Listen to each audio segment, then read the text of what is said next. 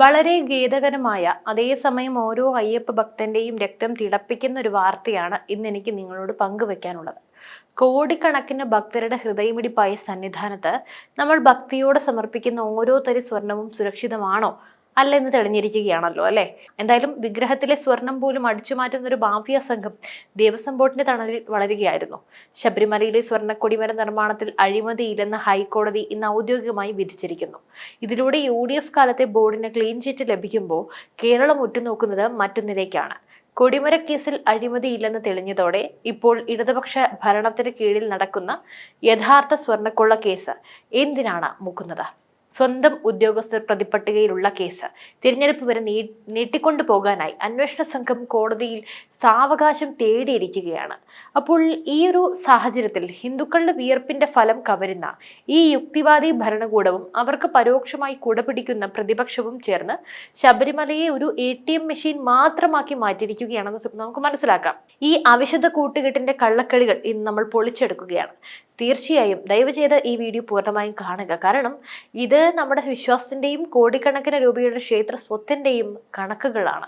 വർഷങ്ങളായി ശബരിമലയെ വിവാദങ്ങളിലേക്ക് വലിച്ചിഴയ്ക്കാനായി ഇരു മുന്നണികളും തമ്മിൽ മത്സരിക്കുകയായിരുന്നു. 2014 UDF ഭരണകാലത്ത് ദേവപ്രശ്ന വിധി പ്രകാരമാണ് കൊടിമരം മാറ്റാനായി തീരുമാനിച്ചത്. അന്നു മുതൽക്കേ ഇതിൽ വലിയ തോതിൽ സ്വർണം വെട്ടിച്ചു എന്ന ആരോപണം ഉയർത്തിക്കൊണ്ടുവന്നത് ഇന്നത്തെ ഭരണപക്ഷമാണ്. 412 ഗ്രാം സ്വർണം കാണാനില്ല എന്നായിരുന്നു പ്രധാന പരാതി. ഹൈക്കോടതി വിധി എന്ത് വ്യക്തമാക്കുന്നു? വിജിലൻസ് സമർപ്പിച്ച റിപ്പോർട്ട് പൂർണ്ണമായും അംഗീകരിച്ച കോടതി കൊടിമര നിർമ്മാണത്തിൽ ഒരു തരത്തിലുള്ള അഴിമതിയും നടന്നിട്ടില്ലെന്ന് കണ്ടെത്തിയിരിക്കുന്നു. ഭക്തർ നൽകിയ സ്വർണം കൃത്യമായി വിഗ്രഹങ്ങളിലും വാദ്യവാഹനങ്ങളിലും ഉപയോഗിച്ചിട്ടുണ്ട്. 23 പ്രമുഖ സാക്ഷികളുടെ മൊഴികളും ദേവസ്വം രേഖകളും കൃത്യമായി പൊരുത്തപ്പെടുന്നു. ഇവിടെ ഒരു ചോദ്യം അവശേഷിക്കുന്നു. അന്ന് ഈ ആരോപണം ഉന്നയിച്ച് ഭക്തരെ തെറ്റിദ്ധരിപ്പിച്ച ഇടതുപക്ഷം ഇന്ന് എവിടെ പോയി? ഹിന്ദു വിരുദ്ധത വളർത്താനായി ക്ഷേത്രങ്ങളെ അഴിമതി കേന്ദ്രങ്ങളായി ചിത്രീകരിക്കുക എന്ന ഗൂഢതന്ത്രമായിരുന്നു അന്ന് അവർ പയറ്റിയത്. എന്നാൽ ഇന്ന് കോടതി വിധി വന്നതോടെ ആ കള്ളക്കളി പൊളിഞ്ഞിരിക്കുകയാണ്. കൊടിമര കേസിൽ UDFന് ആശ്വാസം ലഭിക്കുമ്പോൾ നിലവിലെ പിണറായി സർക്കാരിന്റെ കീഴിൽ ശബരിമലയിൽ നടന്നുകൊണ്ടിരിക്കുന്നത് അതിഭീകരമായിട്ടുള്ള കൊള്ളയാണ്. വിഗ്രഹങ്ങളിലും ക്ഷേത്രവാതിലുകളിലും പതിപ്പിച്ചിരുന്ന സ്വർണം കടത്തി എന്ന കേസിൽ പ്രതിപട്ടികയിലുള്ളത് ഇടതുപക്ഷ ഭരണത്തിന് കീഴിലുള്ള ഉദ്യോഗസ്ഥരും മന്ത്രിമാരുമൊക്കെയാണ്. എന്താണ് ഈ കേസിന്റെ ഭീകരത? വിഗ്രഹങ്ങളിൽ ചാർത്തുന്ന സ്വർണ്ണാഭരണങ്ങളിലും ശ്രീകോവിൽ വാതിലുകളിലും വലിയ തോതിലുള്ള സ്വർണ്ണക്കുറവ് ഓഡിറ്റിംഗിൽ കണ്ടെത്തിയിരുന്നു. ഇത് കേവലം ഒരു അശ്രദ്ധയായിരുന്നില്ല, മറിച്ച് ആസൂത്രിതമായ മോഷണമാണ്. ഹിന്ദു വിശ്വാസങ്ങളെ പുച്ഛിക്കുന്ന, ശബരിമലയിൽ യുവതികളെ കയറ്റി ആചാര ലംഘനം നടത്താനായി പോലീസ് സംരക്ഷണം നൽകിയ ഒരു ഭരണകൂടം അവിടുത്തെ സ്വർണം മോഷ്ടിക്കുന്നവർക്ക് തണലൊരുക്കുന്നു എന്നത് അവിശ്വസനീയമല്ലല്ലോ. യുക്തിവാദം പ്രസംഗിക്കുന്നവർക്ക് ശബരിമലയിലെ അയ്യപ്പൻ വെറും കല്ലായിരിക്കാം, പക്ഷേ അവിടുത്തെ സ്വർണവും പണവും അവർക്ക് പുണ്യമാണ്. ഭക്തരുടെ വിയർപ്പിന്റെ ഫലം പാർട്ടി വളർത്താനും ഉദ്യോഗസ്ഥരുടെ പോക്കറ്റ് വർദ്ധിപ്പിക്കാനും വിയർപ്പിക്കാനും അവരുടെ കുടുംബം നന്നാക്കാനും ഉപയോഗിക്കുന്ന ഈ ഒരു രീതി പാവപ്പെട്ട ജനങ്ങളെ മുടിപ്പിക്കുകയല്ലാതെ പറ്റിക്കുകയല്ലാതെ വഞ്ചിക്കുകയല്ലാതെ മറ്റെന്താണ്? ഇന്നത്തെ കോടതി നടപടിയിൽ പുറത്തു വന്ന ഏറ്റവും ഞെട്ടിക്കുന്ന വിവരം ഈ സ്വർണ്ണക്കൊള്ള കേസിലെ കുറ്റപത്രം സമർപ്പിക്കാൻ പ്രത്യേക അന്വേഷണ സംഘം അഥവാ SIT കൂടുതൽ സമയം തേടി എന്നതാണ്. നിയമസഭാ തെരഞ്ഞെടുപ്പിന് ശേഷം മാത്രമേ കുറ്റപത്രം നൽകൂ എന്നവർ കോടതിയെ അറിയിച്ചിരിക്കുന്നു. ഇതിന്റെ പിന്നിൽ രാഷ്ട്രീയം എന്താണ്? പ്രതികളെ സംരക്ഷിക്കൽ, അതായത് തിരഞ്ഞെടുപ്പിന് മുമ്പ് കുറ്റപത്രം വന്നാൽ ഭരണപക്ഷ അനുകൂലികളായ ഉദ്യോഗസ്ഥരുടെ പേരുകൾ പുറത്തുവരും. ഇത് സർക്കാരിന്റെ വോട്ട് ബാങ്കിനെ ബാധിക്കും. തെളിവ് നശിപ്പിക്കാൻ സാവകാശവും, അതായത് ശാസ്ത്രീയ തെളിവുകൾ ശേഖരിക്കുന്നുണ്ടെന്ന് പറയുന്നത് വെറും പുകമറിയാണ്. പ്രതികൾക്ക് ജാമ്യം ലഭിക്കാനും തെളിവുകൾ ഇല്ലാതാക്കാനും സർക്കാർ ബോധപൂർവം സമയം നൽകുകയാണ്. ഹിന്ദു വേട്ടയാണ് അടുത്തത്. വിശ്വാസികളെ അടിച്ചമർത്താൻ കാണിക്കുന്ന ഈ ഒരു ആവേശം എന്തുകൊണ്ടാണ് സ്വന്തം പാളയത്തിലെ കള്ളന്മാരെ പിടിക്കാനായി പിണറായി സർക്കാർ കാണിക്കാത്തത്? ഇവിടെ ഇടതുപക്ഷത്തെ മാത്രം കുറ്റം പറഞ്ഞാൽ പോരാ. പ്രതിപക്ഷമായ UDFന്റെ നിലപാടും സംശയാസ്പദമാണ്. കൊടിമര കേസിൽ തങ്ങൾക്ക് ക്ലീൻ ചിറ്റ് ലഭിച്ചതോടെ അവർ സംതൃപ്തരായിരിക്കുന്നു.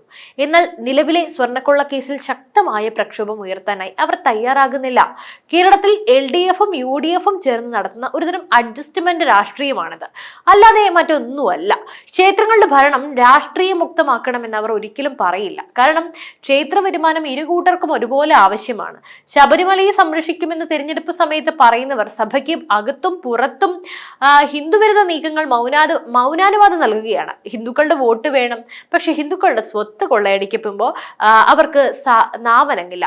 ഈ ഒരു ഘട്ടത്തിലാണ് BJP ഉയർത്തുന്ന നിലപാടുകൾ പ്രസക്തമാകുന്നത്. ശബരിമലയെയും അവിടുത്തെ ആചാരങ്ങളെയും സംരക്ഷിക്കാൻ തെരുവിലിറങ്ങിയത് BJPയും സംഘപരിവാർ പ്രസ്ഥാനങ്ങളുമാണ്. ക്ഷേത്രഭരണം ഭക്തരെ ഏൽപ്പിക്കണമെന്നും രാഷ്ട്രീയക്കാർ ക്ഷേത്രങ്ങളിൽ നിന്നും പുറത്തു പോകണമെന്നും ശക്തമായി ആവശ്യപ്പെടുന്നത് BJP മാത്രമാണ്. കേന്ദ്ര സർക്കാർ ഭാരതത്തിലെ ക്ഷേത്രങ്ങളെ പുനരുദ്ധരിക്കാനും ആത്മീയ പാരമ്പര്യം കാത്തു സൂക്ഷിക്കാനും ശ്രമിക്കുമ്പോൾ കേരളത്തിൽ അതിന് വിപരീതമായി ക്ഷേത്ര സമ്പത്ത് കൊള്ളയടിക്കാനുള്ള മത്സരമാണ് നടക്കുന്നത്. ഈ സ്വർണ്ണക്കൊള്ളയ്ക്ക് പിന്നിലെ ഓരോ കള്ളനും പിടിക്കപ്പെടുന്നത് വരെ BJP വിശ്രമിക്കില്ല. ശബരിമലയിലെ പണം ഭക്തരുടെ സൗകര്യങ്ങൾക്കും ക്ഷേത്ര പുരോഗതിക്കും മാത്രമേ ഉപയോഗിക്കാവൂ എന്ന ഉറച്ച നിലപാടാണ് നമുക്കുള്ളത്. കേരളത്തിലെ സാധാരണക്കാർ നികുതിയും വിലക്കയറ്റവും കൊണ്ട് പോറുതി മുട്ടുമ്പോൾ മറ്റൊരു വശത്ത് വിശ്വാസത്തിന്റെ കേന്ദ്രങ്ങൾ ഇത്തരത്തിൽ കൊള്ളയടിക്കപ്പെടുകയാണ്. പ്രളയ ഫണ്ടും പിരിവ് പണവും മുക്കുന്നവർക്ക് ശബരിമലയിലെ സ്വർണം ഒരു വലിയ കാര്യമൊന്നും അല്ലായിരിക്കാം. പക്ഷേ മണ്ഡലകാലത്ത് കറുപ്പുടുത്ത് മാലയിട്ട് വ്രതമെടുത്ത് കല്ലും മുള്ളും ചവിട്ടി മല ചവിട്ടുന്ന ലക്ഷക്കണക്കിന് ഭക്തർക്ക് ഇത് ജീവൻ മരണ പോരാട്ടമാണ്, അവരുടെ ജീവിതത്തിന്റെ ഭാഗമാണ്.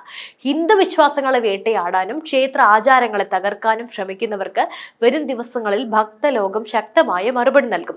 ഈ സ്വർണ്ണക്കൊള്ള കേസ് തിരഞ്ഞെടുപ്പ് ലക്ഷ്യം വെച്ച് മുക്കിക്കളയാനായി അനുവദിക്കരുത്. ശബരിമലയിലെ കൊടിമര കേസ് ഒരു പാഠമാണ്. സത്യം എപ്പോഴും ജയിക്കും. എന്നാൽ ആ സത്യത്തെ മറയാക്കി വലിയ കൊള്ളകൾ നടത്താൻ ശ്രമിക്കുന്ന ഇടതു വലത് മുന്നണികളെ തീർച്ചയായും തിരിച്ചറിഞ്ഞേ പാടൂ. നമ്മുടെ ക്ഷേത്രങ്ങൾ നമ്മുടെ അഭിമാനമാണ്. അവിടുത്തെ സ്വത്ത് ഭഗവാന്റേതാണ്. അത് കവരാൻ ശ്രമിക്കുന്ന ഏത് ഭരണകൂടമായാലും അവർക്ക് അയ്യപ്പന്റെ കോപം നേരിടേണ്ടി വരും. യുക്തിവാദത്തിന്റെ മുഖംമൂടി അണിഞ്ഞ് ഹിന്ദുക്കളെ വേട്ടയാടുന്ന ഈ സർക്കാരിനെതിരെ ഉണർന്ന് പ്രവർത്തിക്കണം. എന്തായാലും UDF ഭരണകാലത്തെ ബോർഡിന് ക്ലീൻ ചിറ്റ് ലഭിക്കുമ്പോൾ കേരളം ഉറ്റുനോക്കുന്നത് മറ്റൊന്നിലേക്കാണ്. കൊടിമര കേസിൽ അഴിമതിയില്ലെന്ന് തെളിഞ്ഞതോടെ ഇപ്പോൾ നിലവിലുള്ള യഥാർത്ഥ ആ ഭീകര സ്വർണ്ണക്കൊള്ള കേസ് എന്തിനു മുക്കുന്നു എന്ന് ഇടതുപക്ഷ സർക്കാരിന്റെ കീഴിലുള്ള ഉദ്യോഗസ്ഥർ, മന്ത്രിമാർ പ്രതിപട്ടികയിലുള്ള ആ കേസ് എന്തിനാണ് തിരഞ്ഞെടുപ്പ് വരെ നീട്ടിക്കൊണ്ടു പോകുന്നത്? ഭക്തരുടെ വിയർപ്പിന്റെ ഫലം കവരുന്നവർക്ക് കുടപിടിക്കുന്ന ഈ യുക്തിവാദി ഭരണകൂടം യഥാർത്ഥത്തിൽ വിശ്വാസികളെ മുടിപ്പിക്കുകയാണ്. ചുരുക്കത്തിൽ UDF കാലത്തെ ബോർഡിനെ മോശക്കാരാക്കാൻ വേണ്ടി പടച്ചുവിട്ടൊരു കള്ളക്കഥയായിരുന്നു ഇതെന്ന് തെളിഞ്ഞു. സത്യം പുറത്തു വന്നതോടെ ആശ്വാസം കൊള്ളുന്നത് ലക്ഷക്കണക്കിന് ഭക്തരാണ്. പക്ഷേ UDFും LDFും ഒരു നാണയത്തിന്റെ രണ്ട് വശങ്ങളാണ്. ക്ഷേത്രങ്ങളെ അന്ധവിശ്വാസത്തിന്റെ കേന്ദ്രങ്ങളായി കാണുന്ന അയ്യപ്പന്റെ ആചാരങ്ങളെ തകർക്കാൻ യുവതീ പ്രവേശനത്തിന് ഒത്താശ ചെയ്തൊരു ഭരണകൂടം എങ്ങനെയാണ് ശബരിമലയെ നോക്കുന്നത്? അവർക്ക് അയ്യപ്പൻ ഒരു സങ്കല്പം മാത്രമായിരിക്കാം, പക്ഷേ ക്ഷേത്രത്തിലെ വരുമാനം അവർക്ക് കൊള്ളയടിക്കുന്നത് സഹിക്കാനാകില്ല. ക്ഷേത്രങ്ങളിലെ പണം പൊതുമുതലിലേക്ക് മാറ്റാൻ ആവേശം കാണിക്കുന്ന സർക്കാർ അവിടുത്തെ സ്വർണം മോഷ്ടിക്കപ്പെടുമ്പോൾ എന്തുകൊണ്ട് മൗനം പാലിക്കുന്നു? എന്തായാലും ഇതിനുള്ള ഉത്തരങ്ങളെല്ലാം നമുക്ക് ലഭിച്ചിരിക്കുന്നു. അതെ, ശബരിമല സ്വർണ്ണക്കൊള്ള കേസ് അട്ടിമറിക്കാനായി അവർ ആവോളം ശ്രമിക്കുന്നുണ്ട്. ഈ തിരഞ്ഞെടുപ്പിൽ ഇത് ബാധിക്കാതിരിക്കാനായി അതിനായി കഠിനമായി പരിശ്രമിക്കുന്നുണ്ട്. പക്ഷേ അത് മനസ്സിലാക്കി തങ്ങളുടെ വോട്ട് സംരക്ഷിക്കേണ്ടത് ഓരോ പൊതുജനവുമാണ്. എന്തായാലും ഓരോ വോട്ടും ചെയ്യുന്നതിന് മുമ്പ് ഒന്ന് ചിന്തിക്കുക, ആരാണ് നമുക്കൊപ്പമുള്ളത്, ആരാണ് നമ്മളെ മുതലെടുക്കുന്നത് എന്ന്. എന്തായാലും ഒരു നാണയത്തിന്റെ ഈ രണ്ട് വശങ്ങളെ ചേർത്ത് പിടിക്കണോ തള്ളിക്കളയണോ എന്ന് നിങ്ങൾ തന്നെയാണ് തീരുമാനിക്കേണ്ടത്. എന്തായാലും നിങ്ങളുടെ അഭിപ്രായം താഴെ കമന്റ് ബോക്സിൽ രേഖപ്പെടുത്തുക. മറ്റൊരു വിഷയമായി വീണ്ടും എത്തും വരെ നന്ദി.